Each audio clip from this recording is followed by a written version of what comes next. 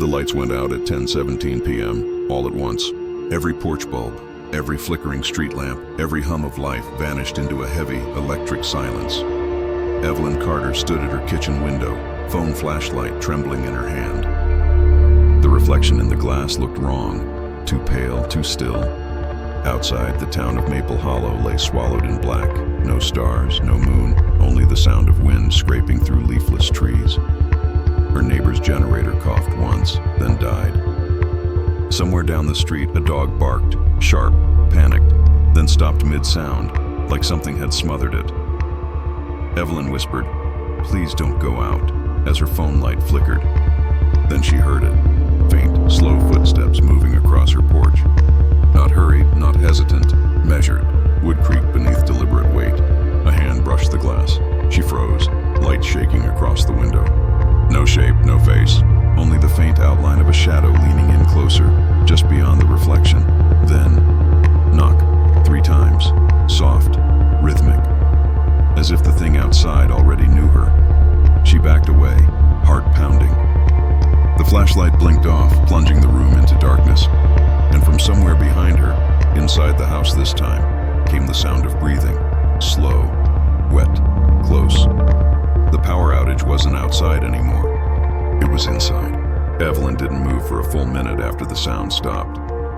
The darkness pressed around her thick as breath. She could feel it. The silence wasn't empty. It was watching. Every instinct screamed to turn the light back on, but her fingers refused to obey. The town of Maple Hollow, usually wrapped in the soft hum of heaters and porch lights, had fallen into a dead hush. It wasn't just her house. The entire street felt swallowed by something that had no sound. No shape, only weight. She finally forced her hand to move, fumbling on the counter until her fingers brushed cold metal.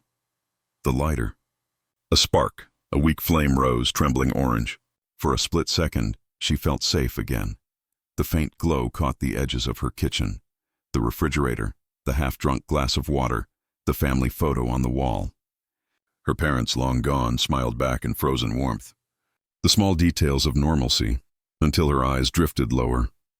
There were footprints on the floor, wet ones, leading from the back door to the center of the kitchen. She hadn't gone outside, her throat tightened. She whispered, "Who's there?" But her voice came out too soft, almost respectful, as if afraid to disturb something sacred. The silence answered. She lifted the flame higher, following the footprints. They stopped right in front of her, at the edge of the table. She leaned forward, heart hammering. Then the lighter flicked off. The darkness swallowed her again. From the far end of the hallway came the faintest sound. The old grandfather clock ticking. Except she'd unplugged that clock months ago. The next morning, when power returned to the rest of Maple Hollow, Evelyn's house was still dark. Her neighbor, Tom Riley, stood by his fence, cigarette trembling in his fingers as he stared at the Carter house. "Power's back," he muttered, watching the black windows. "Why ain't yours?" He'd always been the helpful type, the kind who mowed his lawn at sunrise, who waved at strangers like it was still the 1970s. But something about that house felt different now. Even the birds avoided it. By noon, Evelyn hadn't come out. The mail piled on her porch, damp from the morning mist. That evening, Tom finally walked over, flashlight in hand. He called her name once, twice, nothing. He tried the door, unlocked. Inside, the air felt thick and wrong, like the house hadn't been breathing right. Dust floated through his beam of light, swirling as if stirred by something unseen. "Evelyn?" His voice cracked. He stepped farther inside. The kitchen was clean, almost too clean, except for the faint outline of dried footprints on the tile. Too small to be his, too many to count. The refrigerator hummed faintly, though the lights were still dead. A single candle burned on the counter, barely a stub now. Next to it lay her phone. Screen cracked, flashlight still on. Tom's beam flicked toward the hallway. Something dark moved there, quick, like a reflection in glass. He aimed the light, but there was only wallpaper and the faint smell of something wet. He backed toward the door. "Evelyn, if you're in here," a voice whispered from the dark. "Don't turn it off again." Tom froze. The flashlight dimmed, flickered, died. For a heartbeat, everything went black. Then something cold brushed his arm, a hand, small, trembling. He swung the light back on. No one was there. But in that instant of light, he saw her, just for a moment, standing at the end of the hallway. Evelyn, or what used to be her. Her skin looked translucent, like a film of static shifting under her face. Her eyes, hollow, reflecting no light at all, locked on him. "Evelyn?" he whispered. She tilted her head, the motion slow, deliberate, like she was listening to something behind him. Tom turned. The last thing he saw before the flashlight shattered was the shape of a second figure in the dark. Tall, thin, featureless, standing inches away. The power in Maple Hollow flickered again that night, but only on one street. Maple Hollow had always been quiet, too quiet. Locals called it peaceful, a good town to raise kids. But behind the bright lawns and polite smiles, there was something off about the way people whispered about the dark, about power flickers that never reached the grid report, about the way sounds carried too far on windless nights. 3 days after Evelyn Carter vanished, the town began to change. Her porch light, dead since the blackout, now glowed faintly every night at 10:17 p.m. No one could explain it. No one tried. The reporter, Ben Harris, a young journalist from Chicago, arrived with a rented car and a half-dead camera. He was there chasing a rumor. The hollow lights, a thread that had gone viral after a Reddit post claimed a woman was taken when the power went out. Ben didn't believe in ghost stories. He believed in clicks, algorithms, and people's appetite for fear. But the Carter case felt different. The police file he'd seen online mentioned no forced entry, no signs of struggle, just wet footprints, and a phone still recording a minute of static. He met with Sheriff Walt Briggs, a man who looked like he hadn't slept since the 90s. "You're wasting your time, kid," Briggs said, voice flat. "Then why'd you let me in?" "Because you wouldn't stop asking." The sheriff poured coffee, black and burnt. The station lights buzzed. Half of them flickered with a faint pulse, like they were breathing. "You really think she's dead?" Ben asked. "Dead, missing, gone. Call it what you want. Nobody leaves Maple Hollow once they start hearing it." "Hearing what?" "The quiet." Ben frowned. "The quiet?" Briggs leaned forward. "It's not silence. It's what comes with silence." The old power plant Ben drove out to the old Oak Ridge power station, now fenced off and swallowed by weeds. Locals said the blackout had started near there. It used to feed the entire county before a mysterious fire shut it down 15 years earlier. As he climbed through a broken gate, a faint humming filled the air, like a deep rhythmic vibration under the ground. His camera glitched, flashing frames out of sync. Inside, the control room was frozen in time. Rusted consoles, peeling paint, and a faint burn mark on the far wall shaped like a human figure. He panned the light slowly. The air felt charged, alive. Something crackled in his earpiece, not static, whispering, "Ben, who's there?" "Turn it off." He dropped the flashlight. When he picked it up again, the shadows on the wall were wrong. Stretched, bending toward him like reaching arms. He stumbled out, gasping into the cold night air where a lone figure stood by his car. A woman, drenched, barefoot, her hair hanging like seaweed. "Ma'am, did you see it?" She interrupted. "See what?" "The thing that moves when the power dies." Her eyes, hollow, trembling, caught the reflection of his headlights like glass. Then she turned, walking back into the tall grass until she was gone. The sound of humming faded. The quiet came back. The tape later that night, Ben stayed in a cheap motel off Route 19. Rain beat against the window as he uploaded his footage. Most of it was normal. Empty rooms, dust, silence. But at the 03:17 mark, the camera caught something. A faint outline reflected in the control room glass. A face, pale and formless, hovering inches behind him. He replayed it again and again. Each time the image looked closer. He called Briggs immediately. "I found something." "Where are you?" "Maple Motel, room 6. Stay there. Don't open the door. No matter what you hear." "Sheriff, what's happening here?" "You already let it see you." The line went dead. And for the first time, the motel lights flickered. The whisper line at 10:17 p.m. The power cut out. Ben's laptop screen glowed faintly before dying. He grabbed his phone, switched on the flashlight, and moved toward the door. Then from outside came a voice. "Ben, you left the light on." He froze. The voice was female. calm, familiar. It was Evelyn's voice. He checked his phone recording. The screen showed no signal, but the timer on the voice memo app began counting by itself. "You shouldn't have filmed it," the voice whispered. "Now it knows you. It travels when the power dies. That's how it feeds." "What does?" Silence. Then, the quiet. A low vibration rolled through the walls. The window rattled. The phone slipped from his hand, and the flashlight beam hit the mirror. In the reflection, behind him, a dark silhouette, impossibly tall, its face flickering like static in an old television. Its fingers stretched too long, bending as if reaching through time itself. Ben turned. Nothing, but the mirror still showed it, standing closer now, inches behind him. He threw the phone at the mirror. Glass shattered. The lights came back on. Sheriff Briggs' house by dawn. Ben had driven to Briggs's home. The sheriff looked worse than before, pale, eyes red-rimmed. "You saw it, didn't you?" Briggs asked quietly. "What is it?"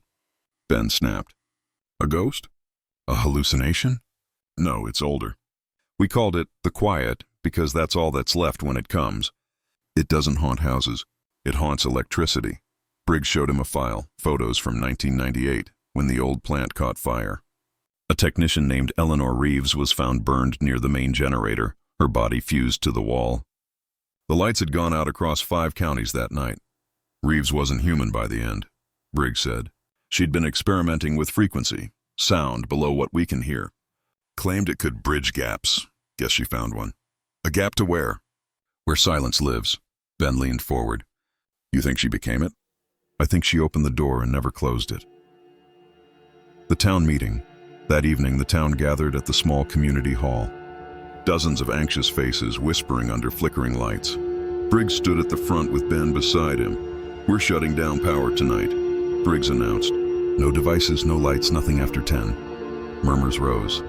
You can't be serious. It's the only way to stop it from traveling. Stop what? Someone shouted. The thing that feeds when the power dies. The words barely left his mouth when the overhead bulbs popped, one by one. Darkness fell, screams erupted as phones flickered on, casting shaky beams of light. In every reflection, windows, glasses, phone screens, something moved. A shape stretched between them, flickering like static across devices. People dropped their phones, trying not to look. Ben's camera, still rolling, caught it. Dozens of pale figures flickering in unison, their mouths open in silent screams. Their eyes hollow voids. Briggs fired his gun. 3 deafening shots. No sound followed, just the quiet. The hospital Ben woke up 2 days later in the Maple Hollow clinic. The nurse said the power station caught fire again. Same cause, same hour, 10:17 p.m. Briggs was gone. So were half the town's residents. He asked about Evelyn Carter.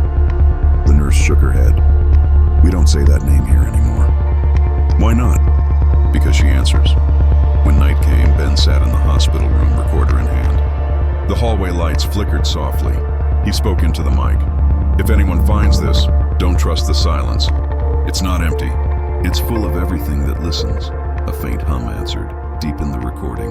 The same one from Oak Ridge. The same rhythm. He pressed stop, but the timer didn't. It kept running, recording something that wasn't there. The night came early in Maple Hollow, unnaturally early. By 9:30 p.m., the sky had already turned the color of ash. Wind moved like breath through the empty streets, carrying faint whispers that had no direction. Inside his car, parked outside the ruined power plant, Ben Harris stared at the clock on the dashboard. At 10:12 p.m., 5 minutes left. The town lay behind him, silent and dark, except for the Carter house in the distance, its porch light glowing faintly, pulsing in time with his heartbeat. He picked up his recorder, its red light blinking steadily. This is Ben Harris, he said softly, voice trembling. If this recording doesn't end, it means it found me. It's not a ghost.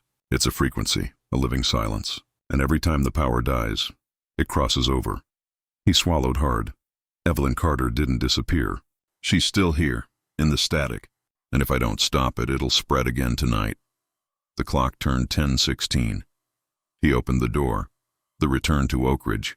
The power plant loomed ahead, black against black. Its smokestacks lost in the storm clouds. Every surface seemed damp, humming faintly under his boots.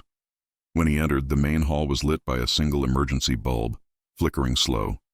The same burn mark still stained the far wall, shaped like a human outline. Only now, it was moving. The edges of the burn rippled faintly. Like breathing under skin. Ben raised the recorder. Eleanor Reeves. "You started this, didn't you?" "It wasn't her fault," a voice whispered behind him. He spun. Evelyn stood there, or something wearing her face. Her hair was wet, her eyes black as radio glass. "You're not real," he said. "Neither is the silence." She stepped closer, the floorboards groaning beneath her soaked feet. When the power went out, she whispered, "It didn't just stop light. It stopped everything that kept them on the other side. Them, the ones that listen when no one's speaking." The bulb overhead hissed, then dimmed to blood orange. Shadows thickened in the corners, shapes flickering between solid and smoke, like people made of static. Their heads tilted in unison. "They were always here," Evelyn said. She heard them first. Reeves thought she could capture silence itself. But silence isn't nothing. It's alive. It wants to be heard. The hum deepened, vibrating through the floor, the walls, his bones. Ben clutched the recorder. "What do you want from me?" "To finish what she started." The shadows surged forward, soundless but massive, pulling the air out of the room. The bulb popped, plunging everything into darkness. The loop, when light returned, Ben stood in the same spot. But everything had changed. The walls were clean, the consoles humming. The year was wrong. Paper calendars on the wall read October 1998. Voices echoed from the hallway. Workers in uniforms, laughing. He turned. At the far end, a woman in a lab coat, Eleanor Reeves, carried a clipboard, muttering numbers under her breath. He tried to speak, but no sound came out. His voice was gone. Eleanor approached the main generator, her lips moving in a steady chant, frequency below hearing. Bridge between worlds. Ben realized what he was seeing. Not ghosts, not illusions. A playback of the moment it began. He moved closer, waving his arms, trying to shout, but the sound stayed trapped in his throat. The generator began to pulse. Slow, steady. The lights dimmed. Eleanor turned, looking through him. For a second, her eyes widened, as if she could sense him. "It's too loud," she whispered. "They're coming through the quiet." The hum deepened into a roar. Light exploded, and the world burned white. The static field, when vision returned, he was back in the present. Half the room scorched, the rest submerged in darkness. His ears rang with a constant low vibration. The burn mark on the wall now had two outlines, Reeves and Evelyn.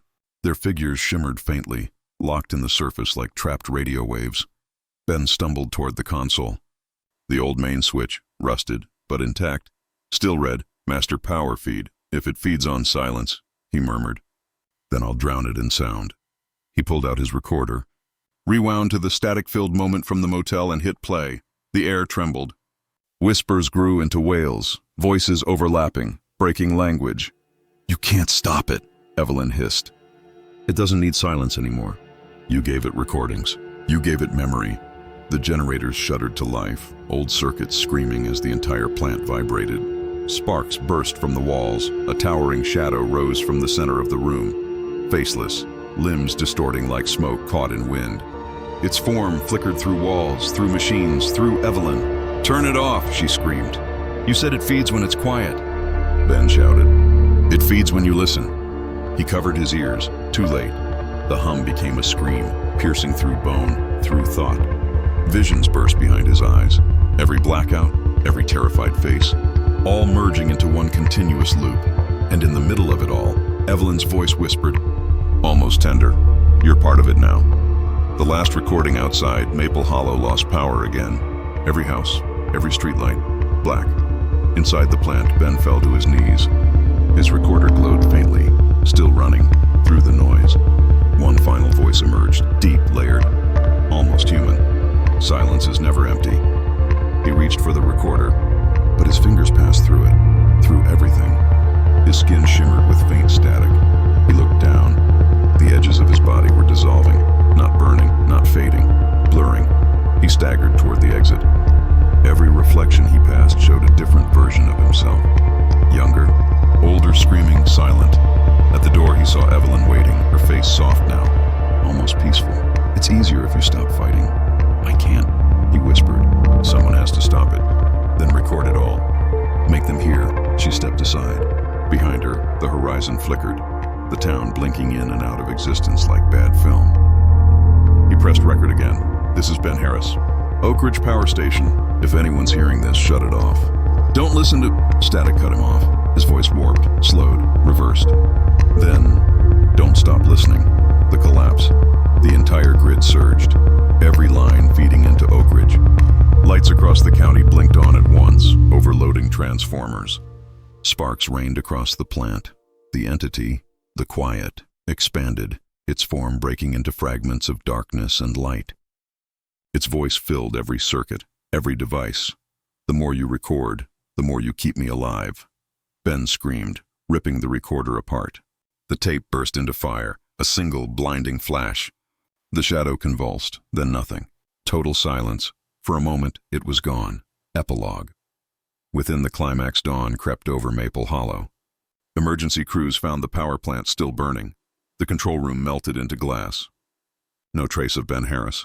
Just a warped recorder lying in the ash, still blinking red. The recovered tape contained 17 minutes of sound. Static, whispers, faint breathing.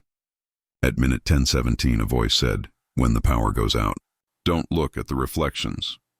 Then, silence, until someone rewound the tape. And in that reversed sound, hidden under the hiss, another voice whispered softly. Familiar, calm, almost grateful. "Thank you for listening." The lights in the recovery lab flickered once, then twice. At 10:17 a.m., the power died. 2 weeks after the fire, Maple Hollow felt like a ghost of itself. Ash still clung to the trees along Oak Ridge Road. The smell of burnt metal and rain never quite faded. No one talked about what had happened. The news called it a power surge. The state called it equipment failure. But the locals, the ones who stayed, called it the quiet. They said once you heard it, you never forgot the sound, even when there was none. The survivors, the Rileys, who lived across from Evelyn Carter's old house, packed up the morning after the last blackout. Their car stalled 3 times before leaving town. On the back seat, their daughter kept whispering, "The lady by the window says it's too loud." They told her to stop. She didn't. She couldn't. Sheriff Walt Briggs's house was found empty. Doors locked, TV on, volume turned to 0. On the coffee table sat his service revolver and a note with 3 words, "It listens back." The rest of the town tried to move on. But every night at 10:17 p.m., something strange happened. The air would thicken. Streetlights would hum faintly, even if the power was off.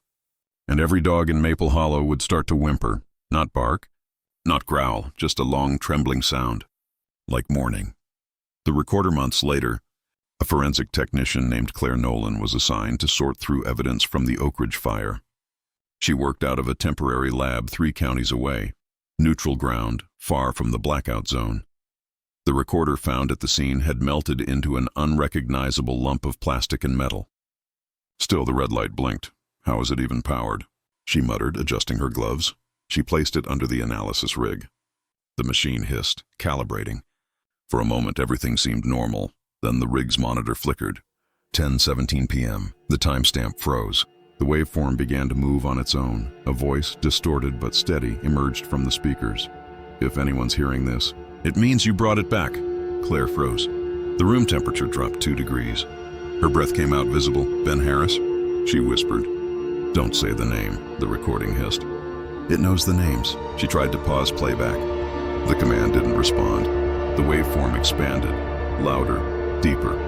Under the voice came others. Dozens, hundreds, overlapping whispers like an old choir trapped underwater. And beneath them, something else.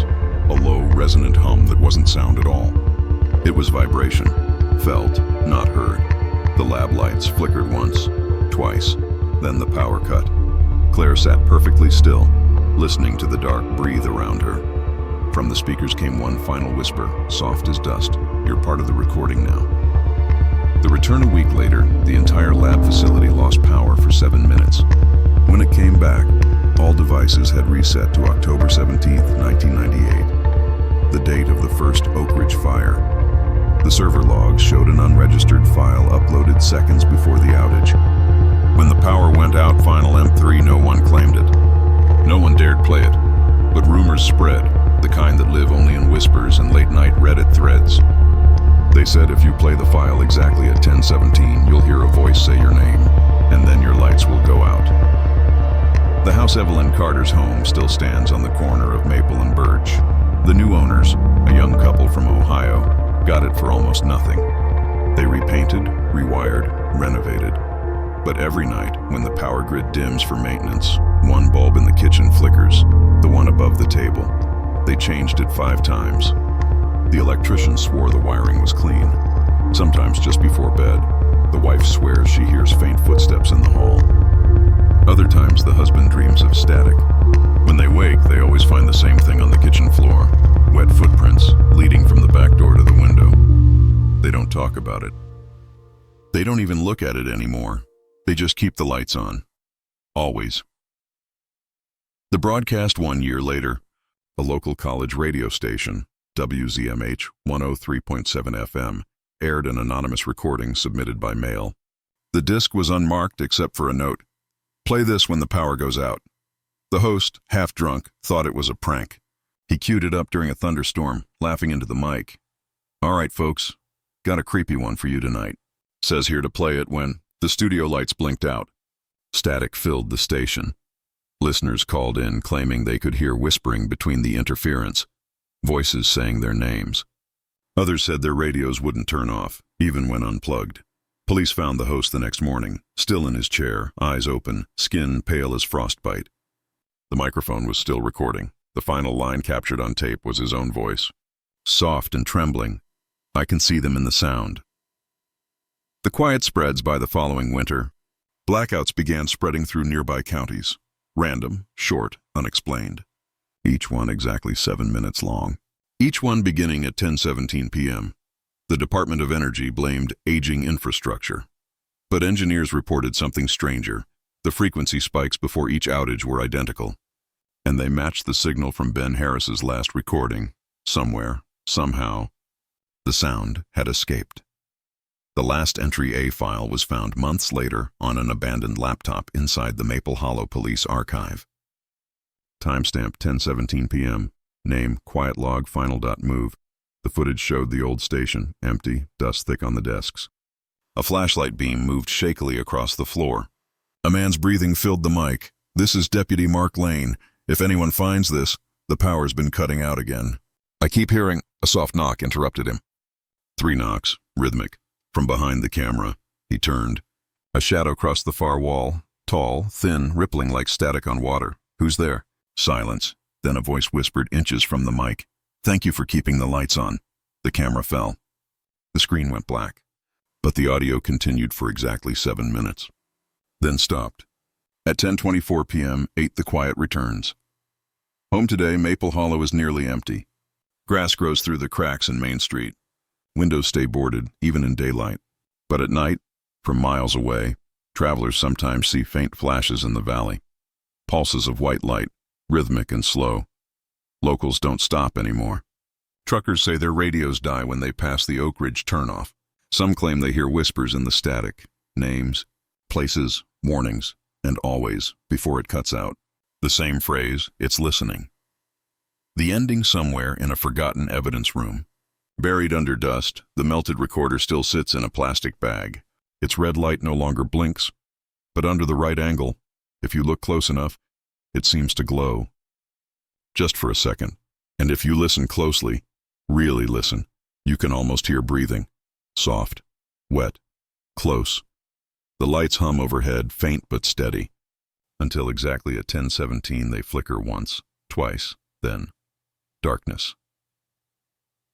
When the power went out. Real horror stories, based on true silence.